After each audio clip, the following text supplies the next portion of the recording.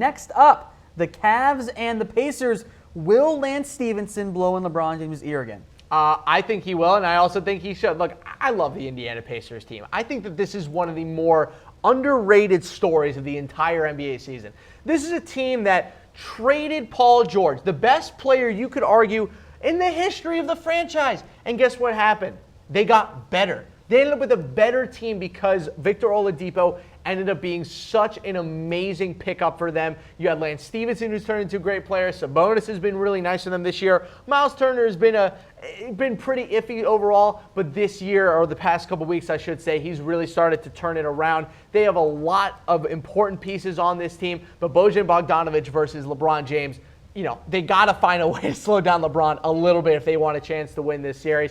I don't think the Cavs are going to lose in the first round, but if there is a team with the potential to upset them, it's a consistent, well-coached, overall, just well-balanced team, and that's what the Pacers bring to the table. Pacers have often given the Cavs trouble in the past as well. They have. It's a different look roster this year, but they've always seemed to, at times, give them some issues, and they haven't been able to close those games, but issues. Yes, issues indeed. And do you know one of the issues that they've had in the past is not being able to get the most out of Lance Stevenson? But that completely changed this year because Lance Stevenson, he just stopped caring. He stopped caring about what everyone was talking about and what all the trash was being put out there about him, and he just started playing his brand of basketball. He's just playing with so much fun and so much passion and the fire that we love to see out of Lance Stevenson, blowing at people's ears, throwing behind the back passes, untying people's shoes at the free throw line.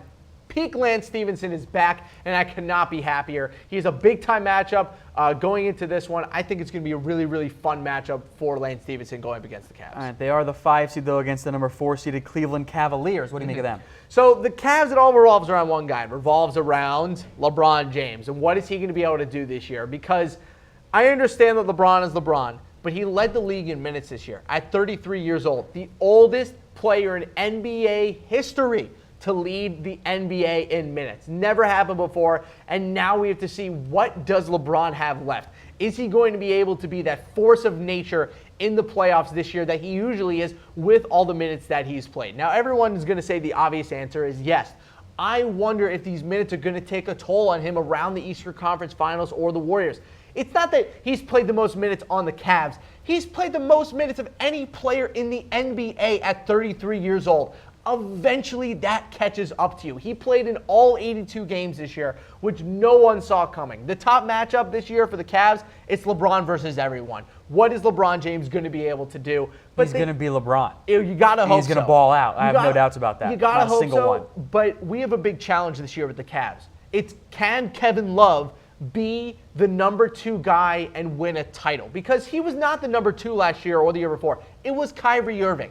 Now Kevin Love is the number 2 guy. Now he's expected to be the second primary offensive output player on the entire team.